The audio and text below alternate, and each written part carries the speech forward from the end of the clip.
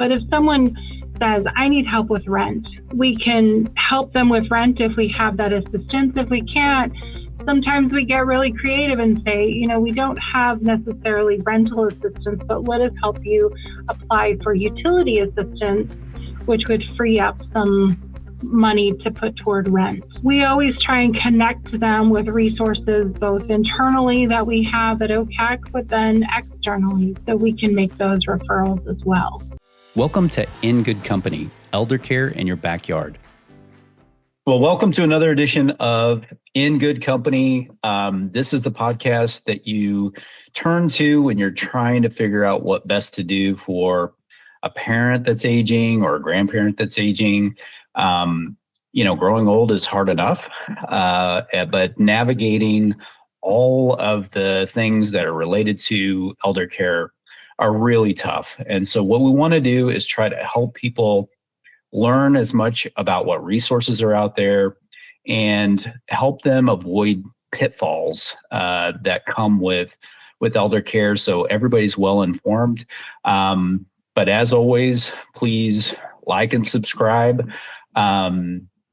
Leave us a comment, review us, and more importantly, send this to a friend, somebody that you know who has, a parent or grandparent that you think might be struggling or needs to have some really solid information about taking care of a loved one as they get older.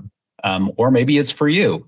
We do a lot of preparation to help protect people early on so that you're making some early on decisions that are going to help protect your wellness physically and also financially. Lindsay Dumas-Bell is the Communications and Development Director for the Ozarks Area Community Action Corporation, OACAC, where she champions programs that empower individuals and families across Southwest Missouri. With a genuine love for community action, she works to connect people with the resources and support they need to thrive. Lindsay brings a passion for dignity, access, and meaningful impact to everything that she does. She believes in building brighter futures by meeting people where they are. Lindsay, welcome to our show. Thanks so much for having me. I'm happy to be here. Lindsay, tell us, in a nutshell, how you got started with OACAC. Well, I've been here 16 years, and prior to this, I worked with adults with disabilities, helping them connect with good jobs, things that not only were they interested in, but had capability and enjoyment of doing. And I met my friend at the time, we were coworkers, Jennifer, and we worked together for 8 or 9 years. She left, came to OACAC, and a position opened up, and she said, you should come over to OACAC. And so that's how I landed here. But I've worked in nonprofit my whole life, with the exception of a couple of jobs here and there. But it's always been nonprofit. I have a warm spot in my heart for nonprofit work. That's awesome. So I know that you guys have several programs. We're kind of focused quite a bit on the elderly and aging. What are some of the programs that really come to mind that you guys offer? Yeah, so we've got 7 programs, and most of them would fit right in with the focus of what you do. So I'll just go through some of them. So our Community Services Block Grant, or we call it CSBG, we use a lot of acronyms here at OACAC and in nonprofit in general, but CSBG provides individualized assistance to people to help them move from poverty to self-sufficiency. So maybe that's someone who wants to be gainfully employed, get a better paying job. Maybe that's someone who is retired but has found themselves in a situation where they need a little bit of assistance. When we retire, we're on a fixed income, and life expenses around us fluctuate quite a bit, but our income probably does not too much anyway. So CSBG can sometimes help with emergency needs. Several of our counties, we serve a 10-county area in Southwest Missouri, and several of them have worked with the Senior Services Tax Fund. So we've got Senior Tax Fund availability, which is for people, I believe it's 60 and over in the counties that we serve. And so that's specialized for seniors in general and can help with health and home health and a variety of things. Our foster grandparent program is a great program for people 55 and older. So maybe you are retired and you've got some time in your life to give back.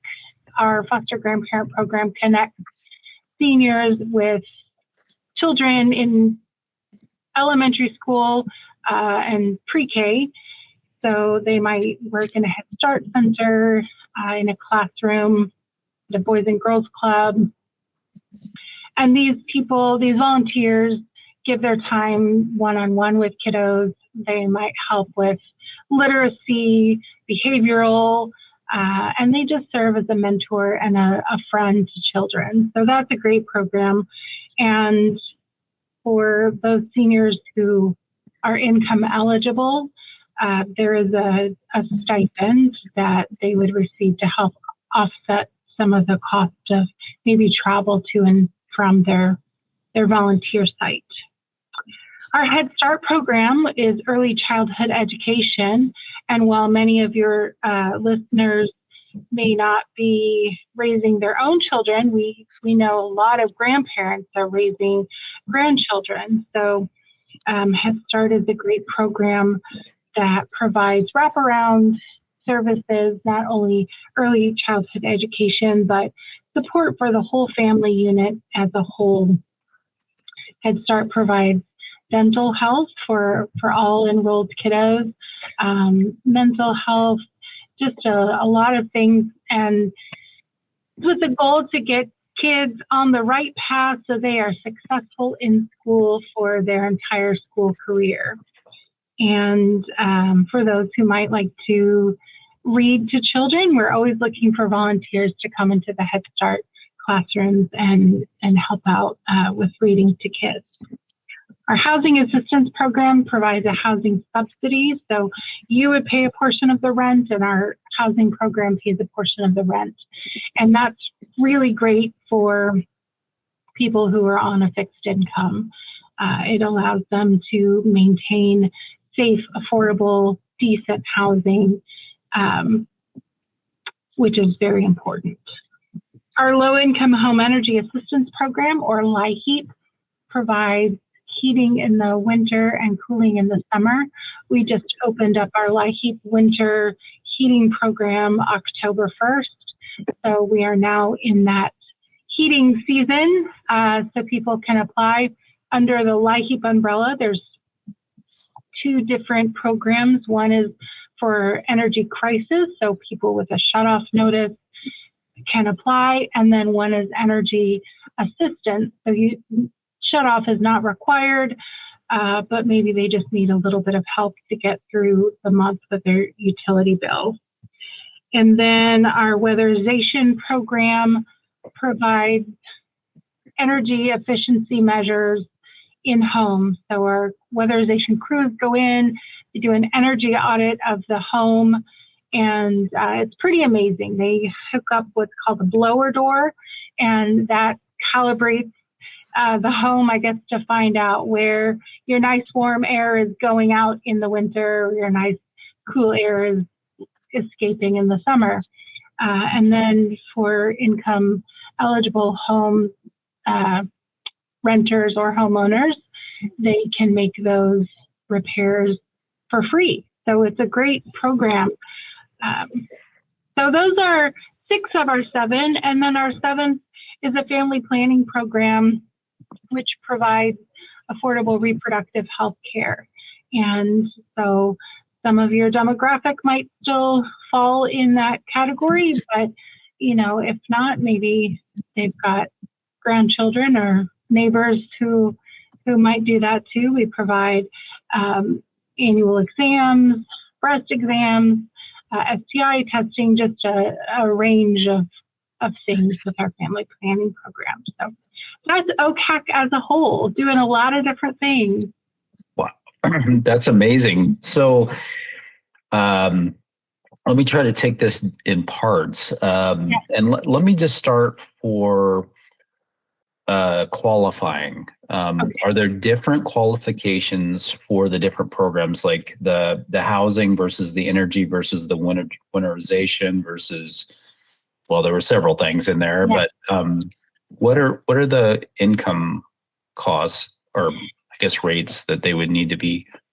Yeah, so all of our programs, with the exception of family planning, all of our programs do have income eligibility, and they range from 100 to 200% of the federal poverty level. So weatherization, for example, is the upper end, and so is our CSBG program at 200%. So I don't have it in front of me, but a family of four, that's roughly $64,000 annually. And but if in doubt, just give us a call or go on our website, and you can find that information out as well. Or if you're out, just apply. Now, in Medicaid, there's what's called a kind of a spend down to qualify. Is there a similar in these types of programs, or is it just straight across? This is what your income is, you qualify or you don't? Yeah, I don't think we use a spend down in any of our programs. So it would just be that number. So if you fall, below that guideline, whatever it is for that program, then you would qualify. There might be some variables. I know with our Head Start program, for example, if someone is homeless, in foster care, and there's another one that is escaping me, but those are automatic qualifying characteristics. So, and then with our senior tax funds that the CSBG program administers, those typically have a higher income ratio. So there's really not one set answer for that question. Okay. It kind of depends a little bit, but we just encourage people, if they need assistance, please let us know. So would most of your folks do they call in? And if they call in, can they apply over the phone, or do they have to actually come into an office? With our CSBG program, they could have a phone application or a phone appointment. With most of our other programs, we do a paper application or an online application. Okay. That makes it really convenient. Yeah. So when you say, let's say the heating program, for instance, I'm assuming there's also a cooling alternative as well, right? Yes, that's still under the LIHEAP umbrella. Yeah. Okay. And that assistance, is it just, is it kind of like a stipend based on income, or is it just cover the entire cost of heating or energy at certain times of the year? So that depends on the number of people in the household and the income, how much they qualify for. There is a maximum amount for both energy crisis and energy assistance. So, for example, if someone was not in crisis and they just needed a little bit of help getting through a month or two, they might be eligible to receive $285, but maybe their bill is $160. So then it could help, with 2 months or maybe even 3 months. So that assistance is really, really nice to have. And then the energy crisis is just a one-time assistance with a shutoff notice in the winter. And then we also operate a summer crisis program for cooling. Okay. It's a lot of good information. So Lindsay, I'm curious, let's say I am in my 80s, obviously retired, low income, renting an apartment. Could you walk me through that process to actually get some of that aid that you guys offer? Sure. We call our CSBG program sort of the entry point for services. People don't have to start there, but oftentimes if they need assistance with rent or utilities, that is a really good place to start. Or maybe they have a minor repair at home that they need help fixing. So our CSBG staff will schedule an appointment, have that appointment either in person or over Zoom or over the phone, whatever is best, and take information, and then from that point determine, do we have assistance that we can provide for the need that they initially came to us for? Sometimes the answer is yes, sometimes it's no. Our rental assistance, aside from our housing program, our housing program does not provide emergency rental assistance. It's more of a long-term assistance. So if someone just says, I need help paying December's rent, I'm falling short, that would go through our CSBG program. Assistance for that we get from grants, donations. So it fluctuates how much we have and if we have it. But if someone says, I need help with rent, we can help them with rent if we have that assistance. If we can't, sometimes we get really creative and say, we don't have necessarily rental assistance, but let us help you apply for utility assistance, which would free up some money to put toward rent. And, but there may be other things that, people might think I just need help with this one thing, but as we get to talking, maybe there's multiple things that they need assistance with that we can help. And then we always try and connect them with resources, both internally that we have at OACAC, but then externally. We partner with just about all the other nonprofits locally and kind of keep a pulse on what's going on there so we can make those referrals as well. So CSBG is a really good starting point for any kind of assistance that someone might need. Have you had anybody like in your family that you felt like might need extra assistance that you felt like, boy, I wish they qualified for this, or you felt like maybe ease of access to it? I'm always encouraging my mom, who's retired, to become a foster grandparent volunteer. It amazes me how busy she stays in her life. You think when I'm retired, I'll have all the free time in the world. And actually what I find from a lot of people is they're just as busy, maybe even busier in life after retirement. So she has not taken me up on that, but I have had some friends who have gotten some assistance from time to time with our LIHEAP program, certainly with our family planning program. I encourage anybody, we all need help sometimes. And I know that the generation that you're talking about is oftentimes a generation that does not always ask for help. There's a lot of pride in being self-sufficient.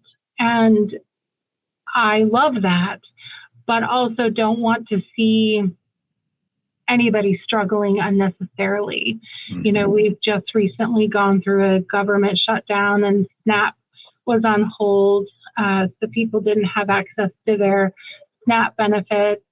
And I know for a lot of people that we serve, that really was a crisis situation. So we always encourage people, if you need help, please just let us know. We may not be able to help with all the things, but we will certainly do our best to assist where we can. Can you help describe a little more about the government shutdown and what happened with your recipients? In late October, maybe it was around the 20th. I don't remember exactly when, but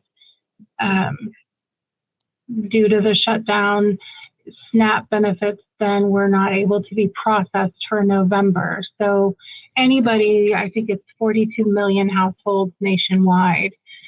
Don't quote me on that, but I think I remember that being close to the number. But our SNAP recipients, so what that meant for them is in November, when they would normally have that benefit reloaded onto their card that they use to go grocery shopping, it wasn't there. The people who count that as part of their budget, they rely on that. That was really devastating not to have that for November. We held a big community meeting. We had probably around 100 people attend at one of our libraries here locally. And we started a response to the shutdown. Like, how can we collaborate as a community to make sure that people are fed? We've got systems in place. Ozarks Food Harvest does a tremendous job. Crosslines does a tremendous job. We've got lots of food banks.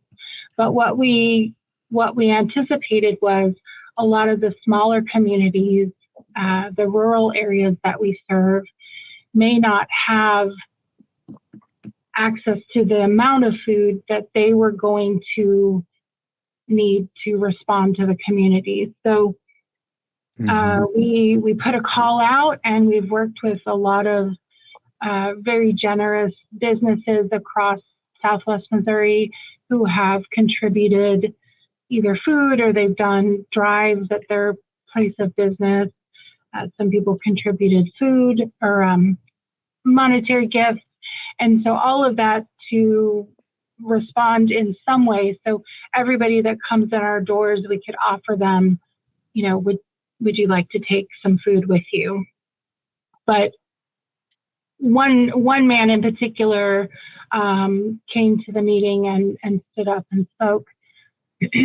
And he's a retired veteran, and he said that his VA benefits were not very much, and so he was already down to 2 meals a day and doing okay with that. But when SNAP was no longer available for November, he said that his budget would allow maybe 1 meal a day.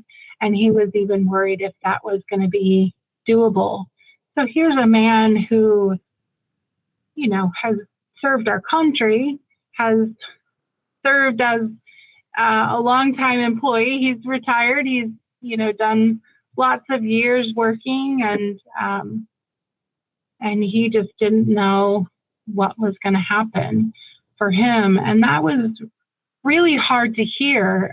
You never want to hear that from anybody, that I don't even know that I will have enough to cover a meal a day. So we're really thankful for the community that stepped up, not only to collaborate with us, but to just respond in general. We have a very generous community. So that's been nice to see. Yeah, we'd kind of heard that it wasn't that food might not be available through like a food bank, but the logistics of actually getting food to people was probably more of an issue in some ways. But can you help us understand it? Do you know who actually went without? Well, I'll say I know Ozarks Food Harvest responded, and they had times where furloughed workers, federal workers who were continuing to work but not being paid throughout the shutdown. So the shutdown lasted, 7 weeks, I think.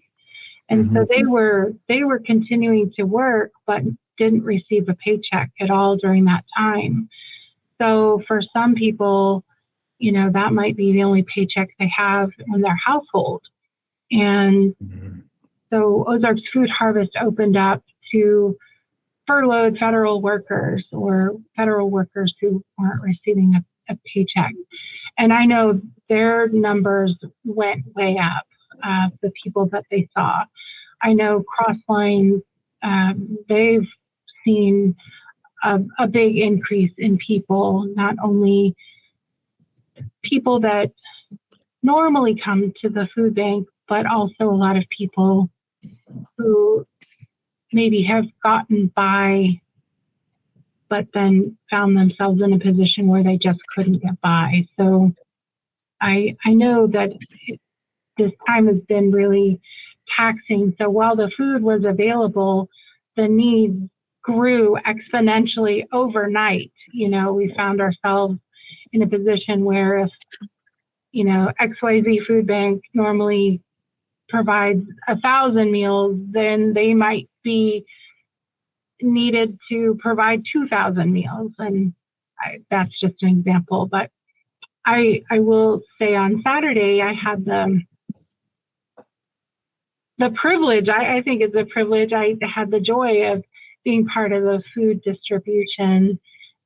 Two friends of mine partnered with a couple of organizations and did a big food drive, and then they distributed on Saturday, and they distributed over 8 tons of food. It was a well-organized machine. I'm so impressed with how it all happened, but over 300 households came through. It was a drive-through, the drive up. We loaded cars. They went to a few different spots in a parking lot to get different kinds of food, and then they were on their way. So it was a pretty quick turnaround. But you think, and as I was driving there to volunteer, traffic was backed up way down Glenstone, and I just knew, these are people who really needed that resource. So. Yeah, I kind of wonder, because you've got some very rural areas that are kind of, they're pretty hard to get to, hours worth of driving. How many people, wouldn't normally have access to that to make it to, a food bank and that sort of thing. And I think that was what I was kind of alluding to earlier, is that, there's probably a group of people that, kind of unfortunately would get left out of that because either they don't have a ride or they don't have gas money, or, they don't have a means to get access. Yeah. Well, I think in that situation too, part of what our response has been is to connect to some of those smaller food banks, maybe with businesses in their community, to see if there could be a collaboration, whether that was a food drive or collection or delivering to homebound people. I just got a message through our Facebook page of someone who said, I have no way to get out. I have no transportation and really no family or friends who can take me.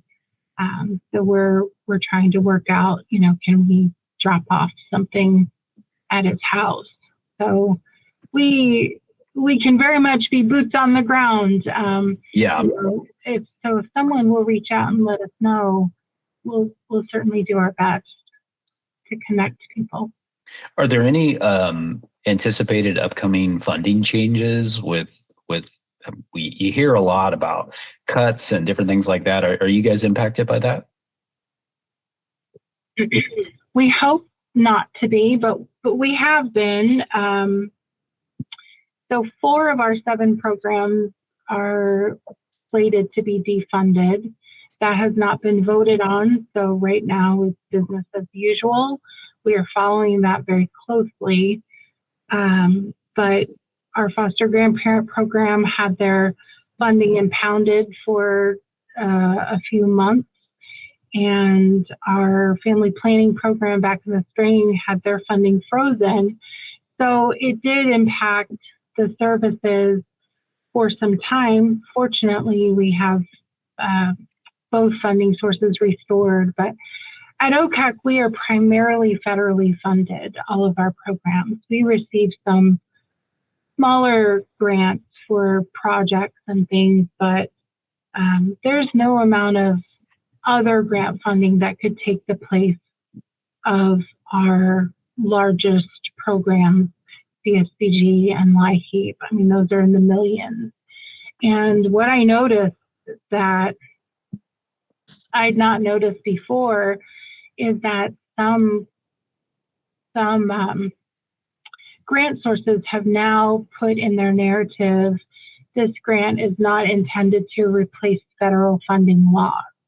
I've never seen that before, but when I was starting to research earlier in the year with the forecast of we might be losing some funding, I started noticing that some people were using that narrative. So I think they recognize also that a lot of nonprofits that receive federal funding are looking elsewhere for funding. So, but right now, all of our programs are still operating. We put out on our website and our social media when we have updates to things. We've done a lot of calls to action. Please call your elected officials and let them know Head Start is important, CSBG is important, LIHEAP is important, weatherization is important. That is a great thing that people can do that's free and takes very little time, and there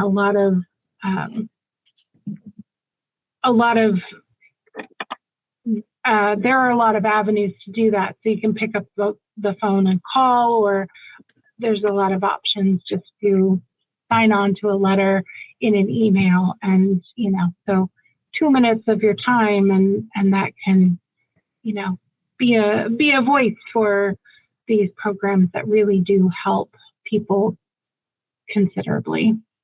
And that's representation at the federal level. Yeah. Yep. Oh, you mentioned 4 programs were going to be impacted, and maybe I misheard, so forgive me. The family planning, the foster grandparent. What were the other 2? So those 2 were impacted, but they're okay now. So the 4 that we're watching closely, Head Start, LIHEAP, CSBG, and weatherization. Okay. So none of that has, they haven't, we don't know yet. Do you know when you might know? Well, I mean, that all goes, that's all governmental, the shutdown halted all of that. So now we're back open, but people are anticipating that we'll maybe be in another shutdown. I think we're in a continuing resolution through January 31st. So I don't know. Sometimes it's at the pace of molasses, and other times it's like you blink and go, when did that happen? We're just thankful that we can draw down funds and still continue to serve people, but we will certainly let people know if that changes. But for now, we're still moving forward. That's good. Lindsay, out of your 7 programs, which program do you think is underutilized here in the Ozarks, and why? That's a great question. I would say family planning, definitely. We've got a beautiful clinic here on site at our central office on Barnes. We've got a nurse practitioner on site. We have a doctor that oversees things. I just think that people just probably don't know about it. We have tried to change that for years. We continue to try and change that. We go to outreach, we advertise, we we do a lot of things, but really word of mouth is great when people come to us.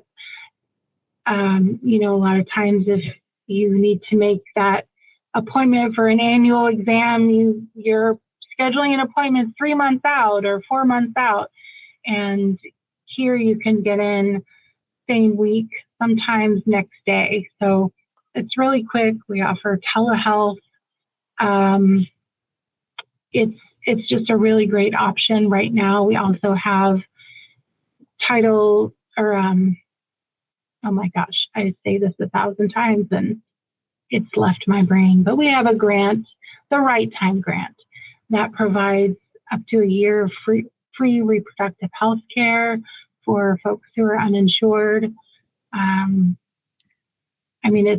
It's not glamorous to talk about, and so maybe that's why it's been maybe a little taboo for a long time, but the truth is our health is important and people need to take care of their health. And so we encourage people to use that program.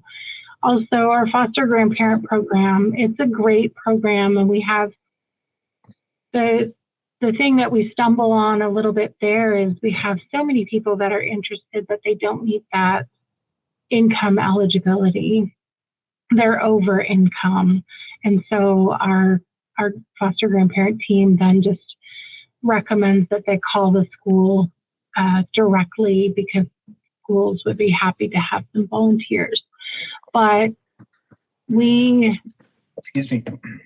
It's really a great program for folks who like to be around kids and have that passion to still give some time in their life and help make a positive difference and see that difference continue. We've got some grandparent volunteers that have been with us for 20 years, and they then run into little kids that were in their classroom years ago that are now parents of their own, or in some of our small rural counties where you just kind of run into the same people at the grocery store. Everybody will call Grandpa George, Grandpa George, across Walmart or whatever. So I would say of our 7 programs, those are probably the 2 that we are working really hard to get out there. Absolutely. And what would you say is the most competitive program, the one that's hardest because so many people are needing it? I would say probably our housing assistance program. Okay. Their funding is it is what it is, and a lot of people will come into that program, and there's only so many households that can be served with the funding that we have. So really people need to move out of that program to open up spots, and housing is just one of those critically necessary programs that housing is something everybody needs. And then I would say our most utilized program is our LIHEAP program. They served over 22,000 households last year, and I'm sure they're on track to meet that or exceed that this year. That's amazing.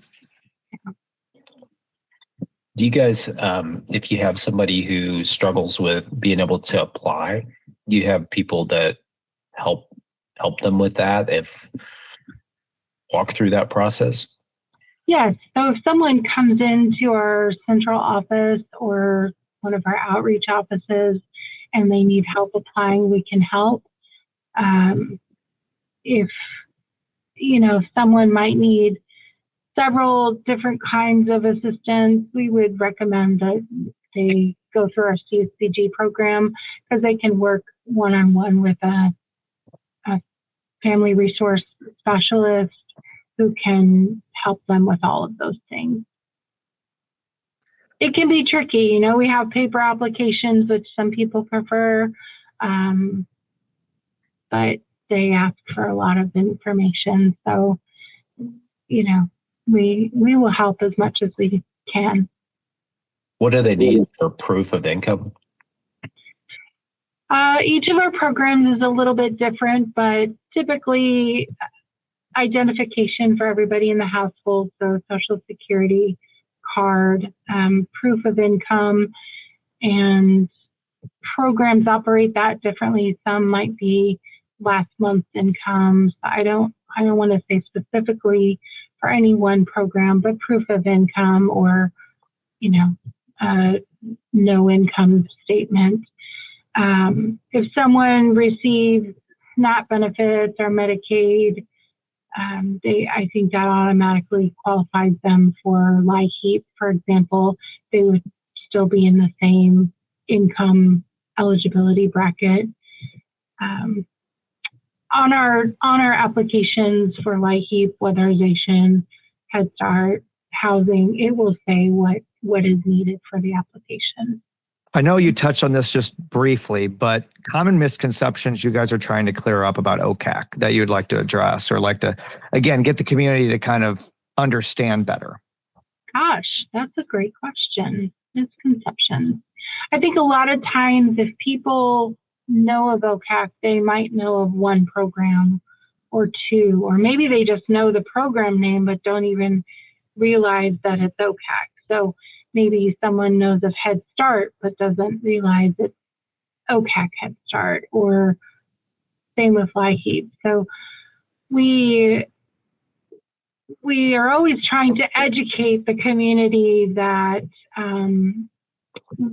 what we do in general and what our programs are. And so we are not one or two standalone programs, but we have a whole system of programs that serve people from birth through their life cycle, really. I would say that's probably a big one. OACAC is an acronym that really doesn't say anything about who we are. I always try and say Ozarks Area Community Action Corporation. It's a long thing to say, but Community Action was founded in 1965, and so we are celebrating our 60th anniversary, actually 1964. We were established in 65, but so nationwide, there's over 1,000 community action agencies. Here in Missouri, we have 19 community action agencies that serve every county in the state. So 99% of our nation has community action there. So we are not just a little thing. We have the very foundational roots in this country, and a lot of work still yet to be done. And until nobody's in poverty, we have a lot of work to do. So we will continue doing that. We might have a listener that's outside your particular region. Is there a way for them to go on your website and find where they can call to reach, or can they just call your office and you'll get them to the right place? They could call our office, or if they're able to go online, Missouri Community Action Network. So MCAN is sort of our umbrella over all 19 community action agencies. So you can go on the Missouri Community Action Network website, and it will list out all the regions and contact information for all 19 agencies. I'd love to put in a plug for... Yes, please do. Jump in. So we have, we're always working on fundraising to supplement some of our funding and provide assistance that maybe our federal funding prohibits us or limits us from providing. So we have a signature event, which is our Mo Mac and Cheese Fest.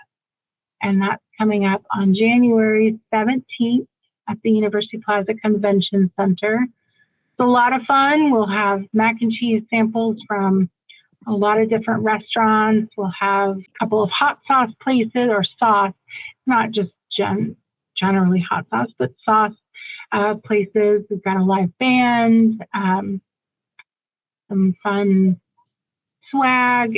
It's a great time, really. So for anybody who likes mac and cheese, we would love to see you at the Mo Mac and Cheese Love Fest. that. Yeah.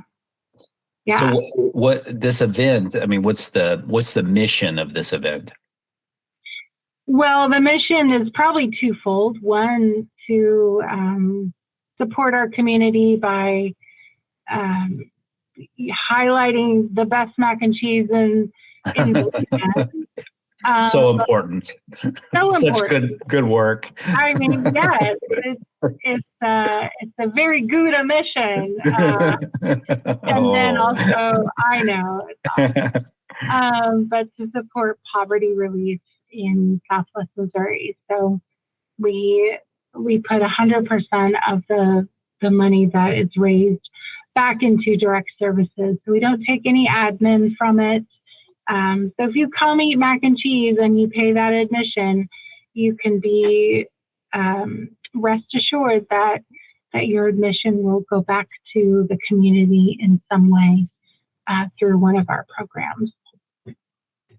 That's great. Yeah.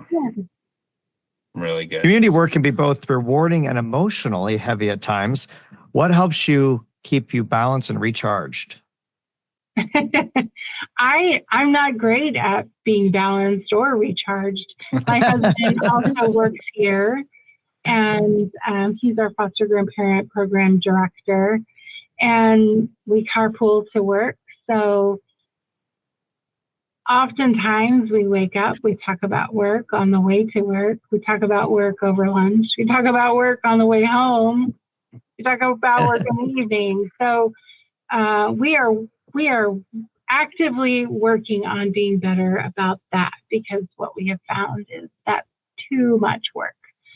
Everybody needs downtime, and this has been a particularly challenging time with a lot of things, and so we could talk always about how was your day, but we're working on other things. So he plays guitar, so he's good about doing that. I love a good wake up Saturday morning, get some coffee, go to some garage sales, estate sales, listen to something, a good podcast or something. That's recharging for me this time of year. My kids were both in Scouts. They're both Eagle Scouts, and they've both aged out, but our Scout troop has a Christmas tree lot, and it's my favorite thing to do. And so I, on Saturday, went and welcomed 530 trees coming off a semi-truck, and that really just kind of fills my cup a lot. This time of year, I love to be at the tree lot, and will continue to do so even if I don't have a kid with me to work with. I told the troop I'm still showing up because it's what I love to do. But I don't know, family time, reading, listening to music. I'm a big music person. So, and then sometimes napping. We fight naps when we're young, but the older I get, boy, I will welcome any nap anytime. Yeah, I take naps. I love them. On the weekends, it's so nice to recharge. Yeah. It's the best. So we're reaching more and more listeners every day, and in the community right now, what are some big takeaway messages that you'd like to get to the older adults that are maybe contemplating needing some extra help? Yeah, if you're contemplating needing some extra help, please reach out. You can call our main office, or if you are outside of Greene County, you can call our CSBG program number and schedule an appointment in the county where you reside. We just really encourage people to apply for assistance if they need it, even if it feels uncomfortable, because nobody should be hungry, nobody should be without a home, nobody should be struggling in any capacity, especially, in the later years of life. That's the time when you're supposed to be enjoying the years ahead of you. So, yes, please reach out and let us know how we can help you. Can you give us the phone numbers? Yes. So our main number is 417-862-4314. And our CSBG number is 417-350-5544.